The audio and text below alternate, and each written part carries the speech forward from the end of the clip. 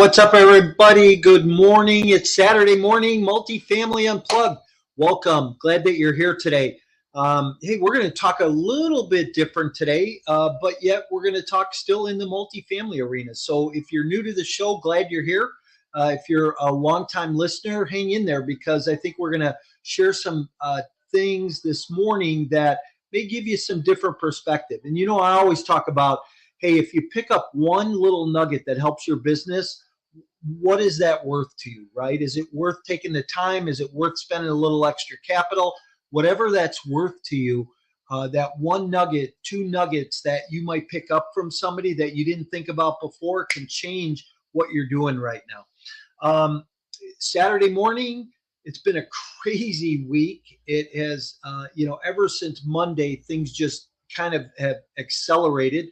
We're doing a new deal in Tulsa and going to be rolling that out this upcoming week and looking for, other opportunities out there. So it's just been busy. And, the one thing I talk about is being intentional, right? Are you being intentional? Even if you're busy, even if you're in the midst of, I just want to say chaos sometimes, right? But controlled chaos because it's all productive and you're pushing the ball uphill. Are you being intentional about your activities and your actions? So I hope so, but think about that. Hey, if you're new here and you're on YouTube, smash that subscribe button. We're always bringing good, relevant content out every day, little tips and techniques to help you scale your multifamily business, give you some things to think about. Hey, follow us on Instagram and LinkedIn and Facebook, because we are always bringing a new guest. We're always bringing information that'll help you. So we love the followers and the ability just to give back and help you grow your business and grow personally. And, I always say none of us grow professionally unless we grow personally. And I think you'll hear a little of that this morning. But, hey, my guest today is Andrew Post. And he's calling from 1000 Oaks, California. But Andrew is with the Bowman Post Group at New Gen Advisors. And we're going to talk about hospitality and hotels this morning. And there's a whole history here today. So stand by. Andrew, good morning. Good morning. Good morning. Happy Saturday. Thanks for having me. Thanks for being here. I know you and I have had a little tough time connecting, but, I think that just kind of goes to how busy everybody is, Glad to be busy. Glad to have I got 4 kids. My oldest is 6. So penciling in time is always challenging, but a fun challenge. The heck with you. We probably should interview your wife. Oh, she's she doesn't have any time. She's great. She's great. All under 6. That's pretty good. Good for you. Yep. Yeah. And it's great. She actually does work with me. So any marketing material that you see from my company or my group, she's got her hands on it to make sure that we're presented well. So great to have her as a team, part of the team at home and at the office. That's good. Yeah, it sounds and I know all my kids are kind of grown, not kind of, but they are kind of grown, and the ones that aren't fully grown think they are. So yeah. I remember those days, that's for sure. So. Hey, listen, let's dive in. I really appreciate you taking your time out of your schedule, and especially Saturday morning. And I know how busy things can be, but one question I always like to start with is, and ask my guests, is in one word, what best describes you personally and professionally?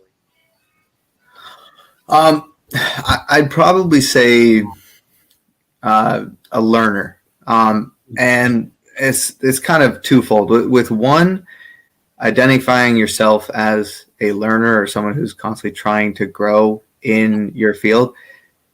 On the funnier side, it allows you to mess up, allows you to make some mistakes, and allows you to try and do better the next day, because it's a constantly changing field, both in multifamily and hospitality. But also, if you're not trying to grow, if you're not trying to learn more about our industries that are so frequently changing, unfortunately, you're going to be left in the dust. You will. I mean, I've been a broker for about 10 years now, going on 11 years.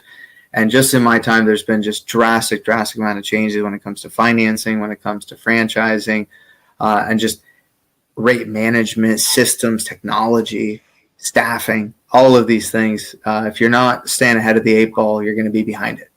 Yeah, absolutely. I love that though, learner.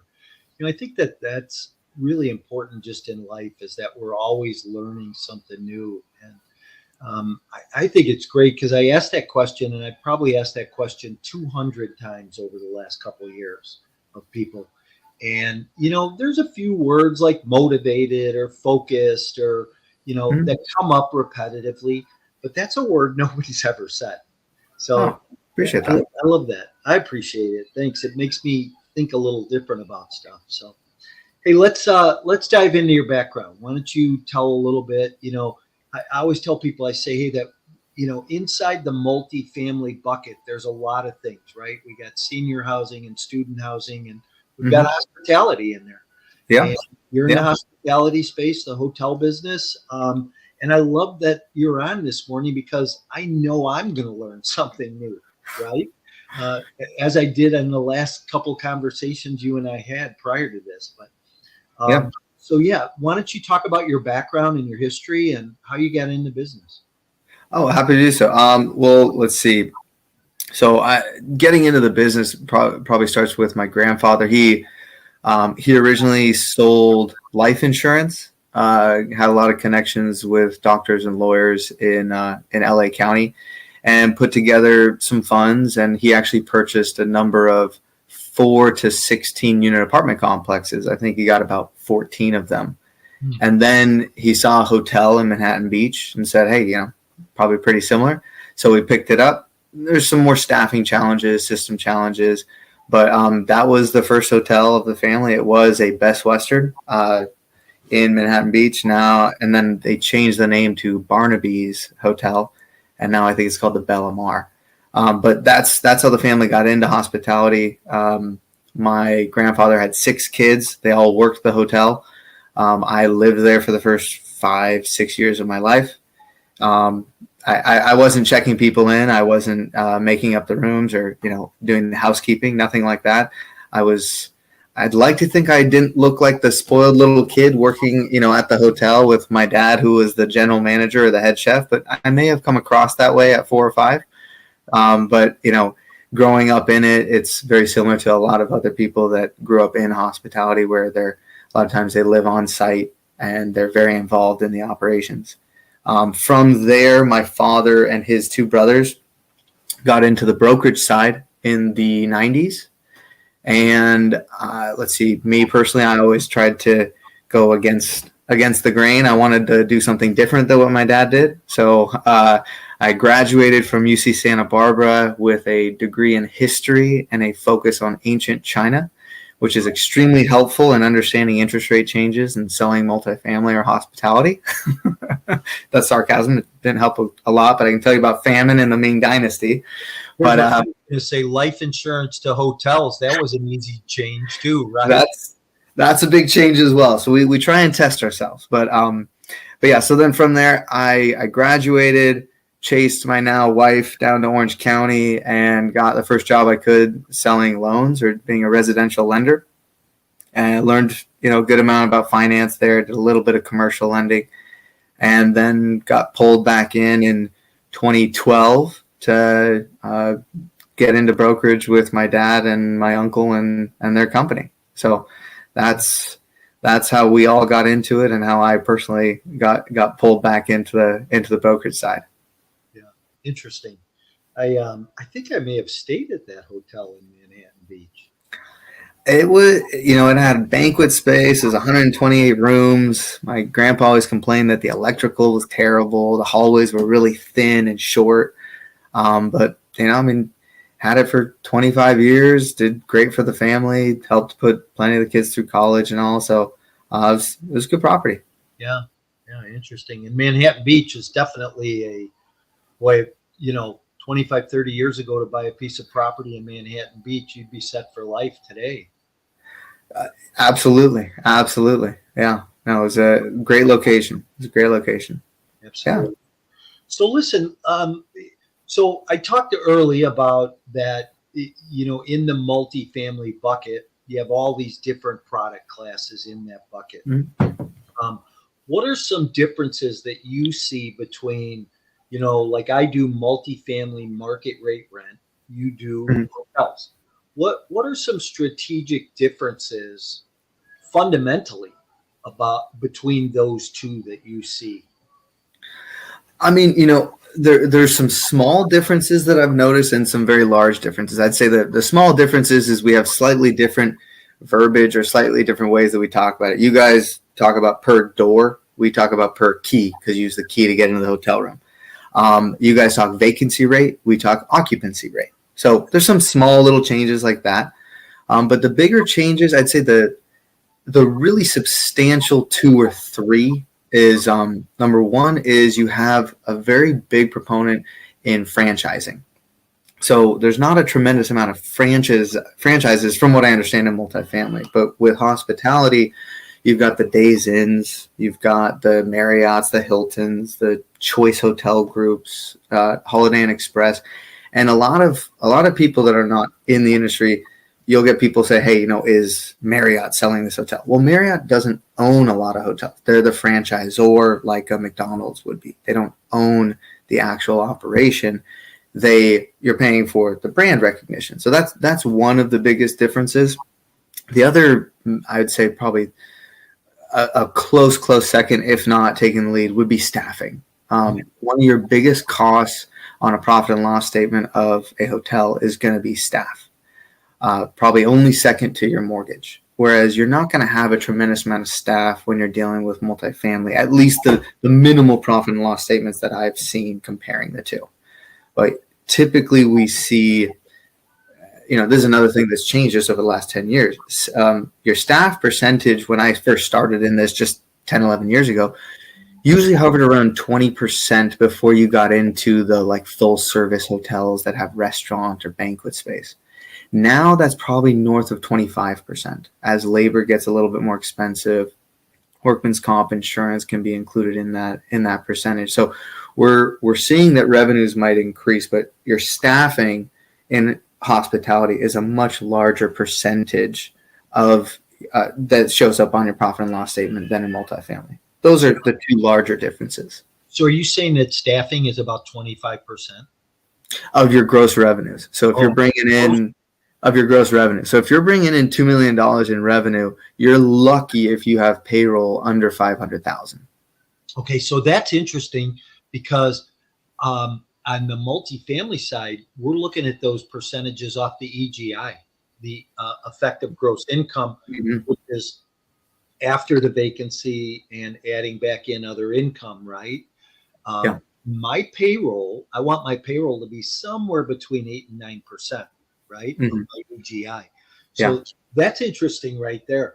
But hey, look, I think staff is kind of the same, right? You've got a front desk manager. I have an office. I have a property manager, right?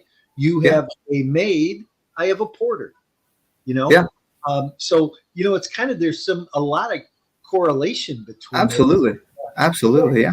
I liked what you said in the beginning though, about a little bit on the terminology. So I think language in anything we do is really important, right? Because, the first time I sold residential for, 15 years.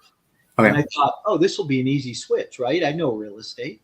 But I started to hear yield and NOI and EGI, and I went, oh my God, what is all this, right? And it's got to be, I would have to imagine that to go from any other asset class or go into hospitality, you're going to hear a lot of that kind of terminology in the hospitality space and go. So talk about that. How was that? Oh, yeah.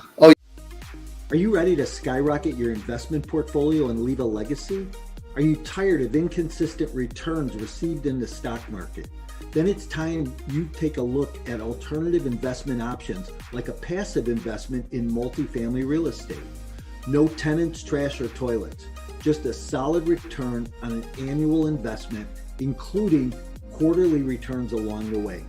These lower risk and secure assets are also a great hedge against inflation. If you want to hear more about these types of opportunities, email me directly to schedule a 15-minute consultation to see if you qualify. You can email me at at mycoreintentions.com. Yeah, we all love our acronyms. We love our acronyms. So ours, the common ones that you're going to get in ours is ADR, RevPAR, and PIP. So ADR is your average daily rate. RevPAR is your revenue per available room. So RevPAR is an important one because it allows you to very quickly, you take one number and you can calculate, if you know the number of rooms that a hotel has, you can calculate the top line revenue from that number. It's how much revenue am I getting on every room every day, regardless of if that room is sold or not. So your RevPAR is actually a very valuable number that allows you to do some very quick math. The last one I mentioned is PIP. That's a property improvement plan. That's just what the franchise gives you as they mandate what your upgrades need to be in the room, in the lobby, and the exterior. Main reason that one's important is it's kind of our telltale sign of if someone works in hospitality or doesn't. If they see it on a piece of paper, they'll say PIP. But if they've been in it, they know that you're supposed to call it a PIP. So little tidbit there. You call it a PIP, people will think you know hospitality. Yeah. I always tell people when I'm coaching them, hey, know what your buy box is, because when you go talk to a broker and you tell them, hey, I'm looking for a B-class property, 1985 or older or newer, and then they think you know what you're talking about. So whether you do it or not, right, you start to believe it, though. Absolutely. So you mentioned something about franchise model, right? And what I've always wondered in the hospitality business, are you better off with a franchise model like a Marriott brand versus the boutique, the Beaumont Hotel, right? What can you talk about that? But then also beyond that, what about, you've got Hilton and then you've got Hampton Suites, so in that franchise model for that corporate model, you have a bunch of different lower end brands. Talk about all that a little. Yeah. So first off, I would say, are you better to go with a brand or not? Short answer is it depends. I don't like to dodge the question, but you've got a lot of big players. You got Marriott, Hilton, Hyatt, IHG, which is Holiday Inn Express. You've got, if you go lower, you got Choice, you got Wyndham, you got Best Western. You've got Red Roof, Motel 6, and there's a handful of others that will maybe be frustrated with me that I forgot them. But all within each and every one of those, there's multiple brands within. So you got subsectors within each of those. In certain markets, you need those. In certain markets, like I own a Motel 6. I'm on an interstate.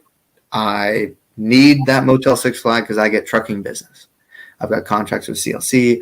I get local construction guys that are there for 3 weeks at a time. Every couple of nights, they get a free night. They know there's consistency within the brand, so they like to stay there. If I'm on the coast, if I'm in an amazing place in Florida, or if I'm in downtown Kansas City, do I need the brand? Probably not. Now, one of the other benefits that you get with having a franchise is actually it helps you finance it. A lot of lenders know that, say, Andrew operating a hotel versus someone else operating a hotel, they're going to be two different operators. They're going to drive better revenue or drive better NOI at the end of the day. So to kind of level the playing field and make it so that we can really compare apples to apples, lenders tend to prefer to finance deals that have that franchise model. I consider it kind of a moat. It protects you from dropping down your occupancy down to like 15, 20%. If you have a brand, you would typically have 30%, 40%, 50% occupancy of what we call res contribution or reservation contribution. So lenders like it. So if you're not the strongest person with a tremendous amount of hotel experience, you will find that you will get very poor interest rates, terms from the loan if you don't have the brand. But if you're a great operator, do you need the brand? Like my grandfather, he had a Best Western. Best Western wasn't doing anything for him. So he took it to an independent and he called it Barnaby's.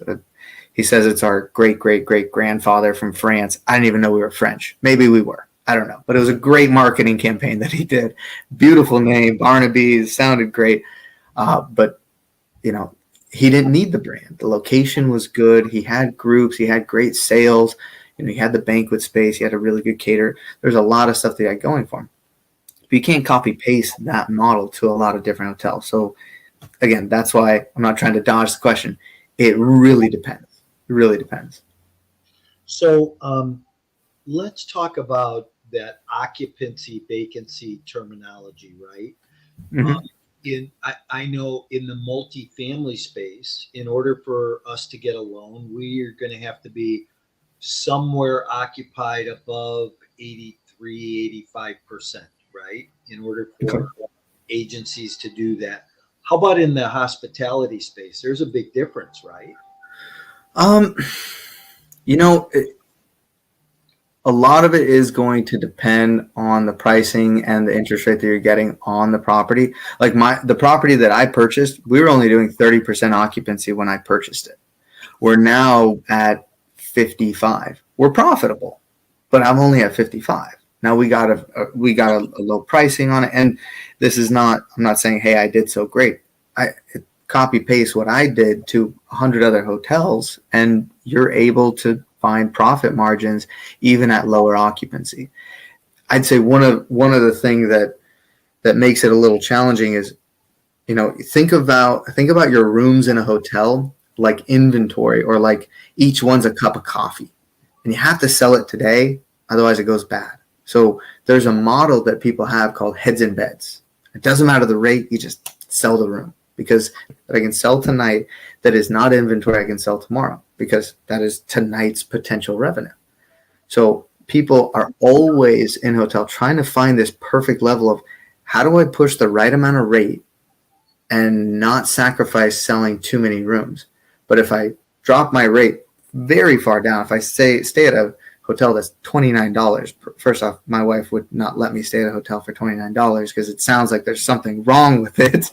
But if it would probably fill up. But am I profitable? Because now I've got the housekeeping costs, potentially breakfast costs. So finding that middle ground means there's not really a pin on 60% occupancy or 48 occupancy, 72. There's not really a specific number. It's going to depend on how you're able to maintain your profitability. Got it. Yeah, it's in multifamily side, it's NOI. It's your net operating income. Mm-hmm. That's what your debt's based off of. And I had always heard this about multifamily, and that if you were at 65, or about hospitality, if you were at 65%, you were profitable in that business.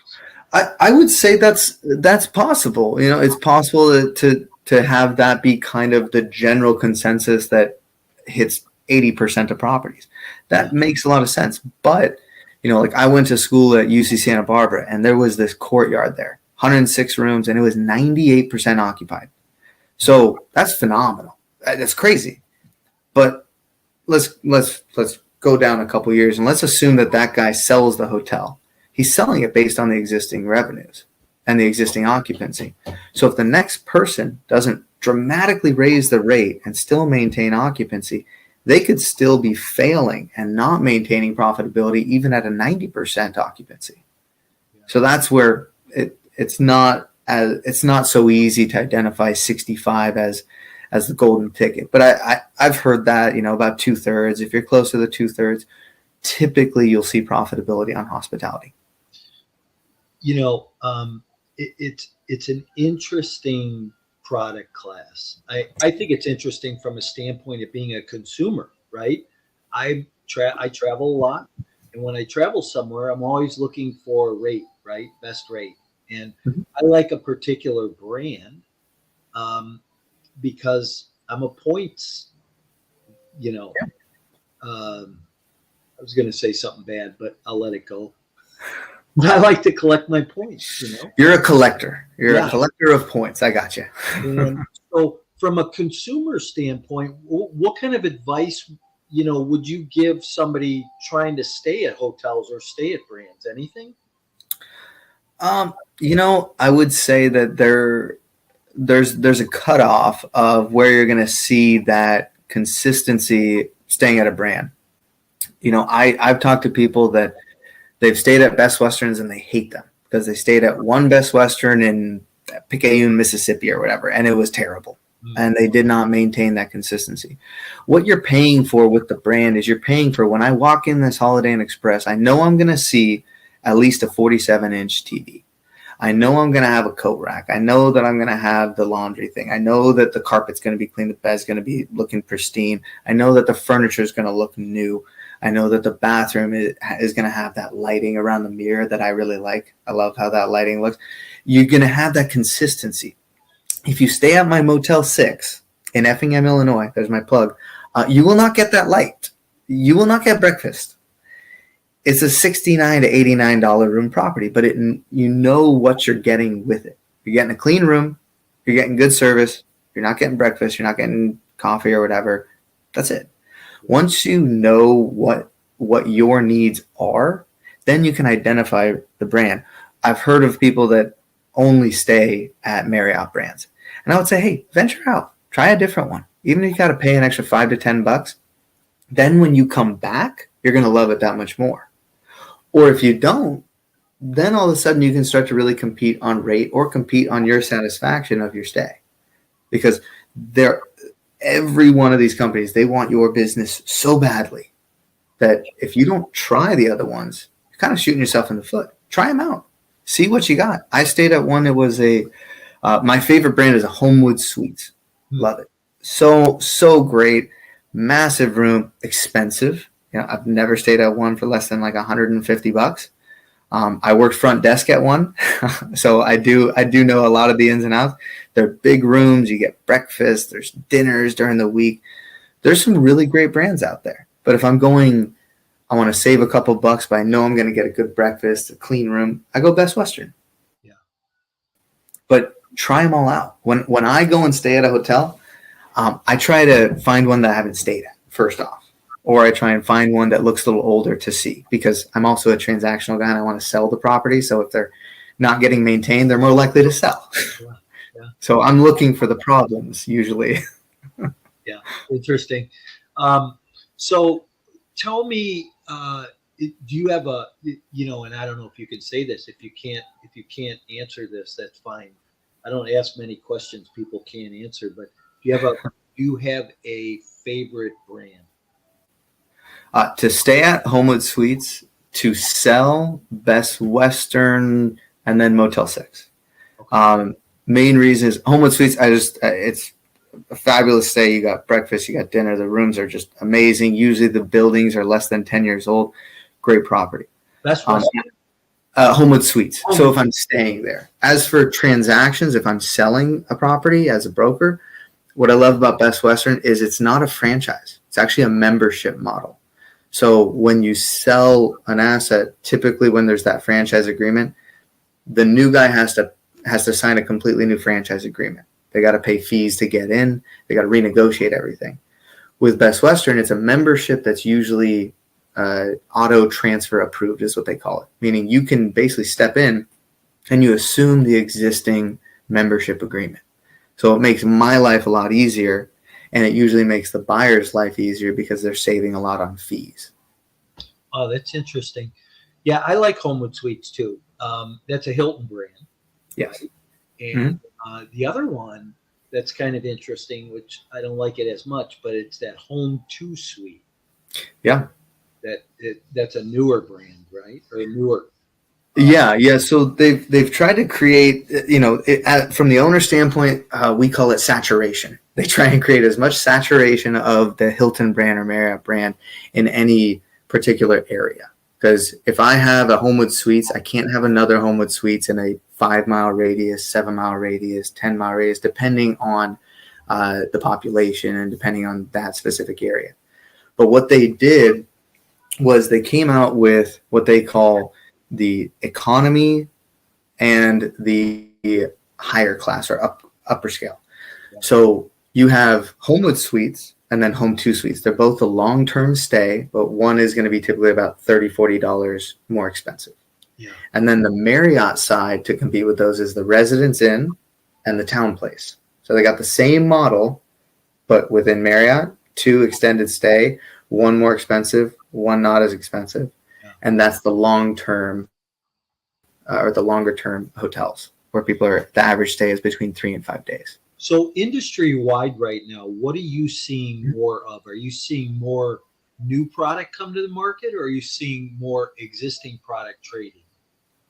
We're seeing primarily existing product trading. We're starting to see a shift on the new development, but construction costs and labor costs have gone just through the roof. Where when I started in 2013, we had a bid from a general contractor to build a Town Place for like $140,000 a key or per door.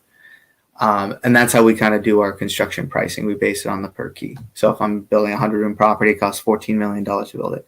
Now you'd be lucky to get that for $200,000 a key.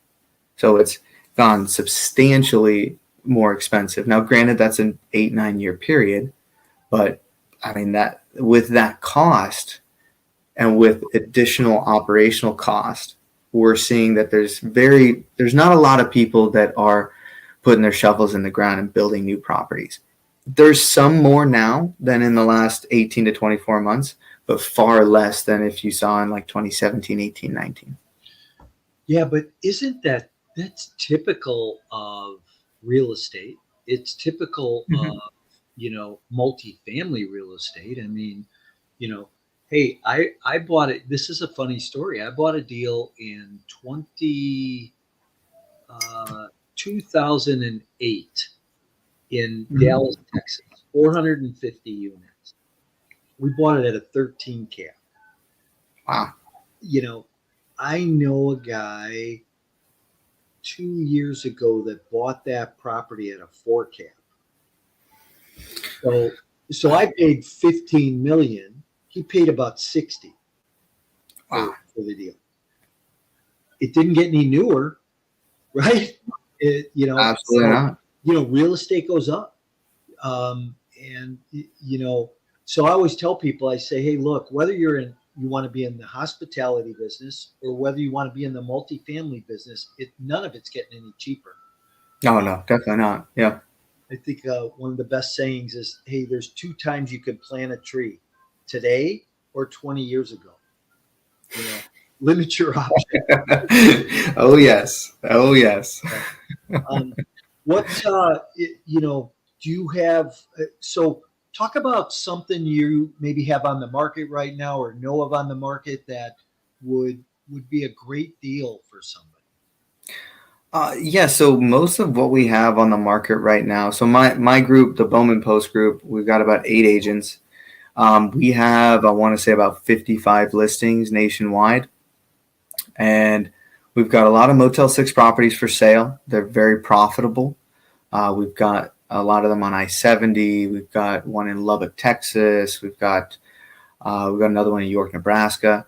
We also have some nice Comforts for sale, which is one of the higher brands. Still a little bit lower than like a Holiday Inn Express, but we've got one of those in Omaha. We have another one in San Antonio. So we've got quite a few properties for sale. With hospitality, I would say it's with most of the properties that I have for sale, because they're economy or mid-scale, as we call them, they need a little bit more time than if you're buying, a 7 cap apartment complex, 6 cap apartment complex. So I would say if you have interest in something, I've got some great deals, but they got to fit what you're looking for. So if you do have interest, you got my information at the bottom. I'm happy to talk you through what mistakes you want to avoid and why certain deals might be the right one for you or why they might not. Yeah, and I can say that you do that, with my first conversation with you was kind of off the cuff, and you spent some time with myself and one of my coaching clients, and you were very giving, is what I want to say. So I would invite you to reach out to you. So, but I think that's how we have to do business too. Is how do we get? Yeah. Hey, so let me ask you this: price difference per key between Lubbock and San Antonio. San Antonio is a maybe 16, 17-year-old property for about $90,000 a key. So existing box, has in-place revenue, in-place cash flow, not a ton of work that's needed. But then Lubbock, Texas, the Motel 6 there, you got a lot of keys. That one's only at about $35,000 a key. So you got a substantial difference. You're going to need to put some money into the one in Lubbock, probably about $5,000 to $8,000 a key. But on a per key basis, that looks like a steal. That looks phenomenal, and it does have cash flow. But again, it's a Motel 6, so your clientele is different, turnover is different, your wear and tear is a little bit different. So they're definitely very different asset classes. Probably a A minus B plus to a C class. Sure, interesting. Well, Andrew, I appreciate you being here today. Before we wrap this up, I have 3 bonus questions I always like to ask people kind of off the cuff. But all right, what's the best book you've ever read? I would have to say that's a good one.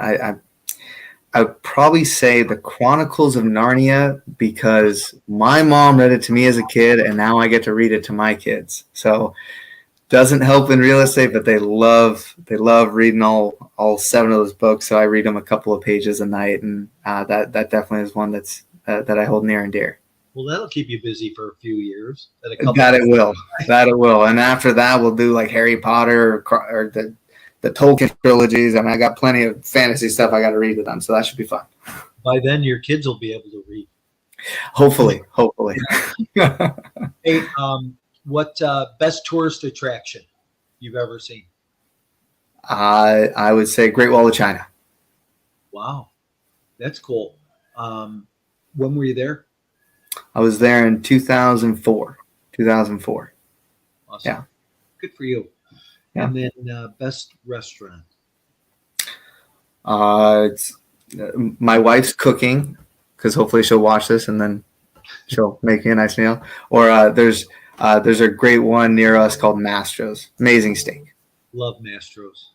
And that again, it's like going to the same brand hotel, right? You go to Mastro's in Chicago, or you go to Mastro's in Orange County, you're getting the same steak or same seafood, or Oh yeah. Yeah. But wherever you are, it's going to be consistently delicious and expensive. Absolutely, 100%. Hey, thanks for being here. Tell people how they get a hold of you.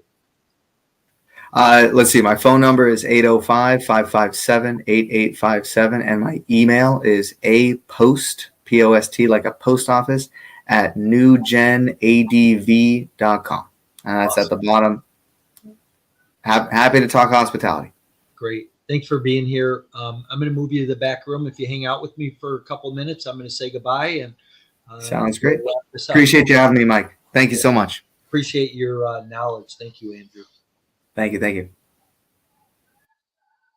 Hey, everybody. That was interesting. I learned a bunch this morning about hotels, right? Hospitality.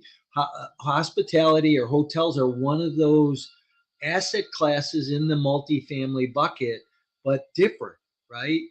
Like Andrew said, we talk about vacancy. He talks about occupancy. So there's that terminology thing. So hey, if you're new to the multifamily space and you're looking for some language, send me an email. I'll send you my language course and help you grow your knowledge a little bit. If I can do anything for you, don't hesitate to reach out. Remember, every Saturday morning, we're here, Multifamily Unplugged, 10 a.m. We'll be on Facebook, LinkedIn, and YouTube. So if you're following us or you subscribe on YouTube, you're going to get notified, know when we're coming out or when we publish or post new information, new tips. So anything I can do, don't hesitate to reach out. I hope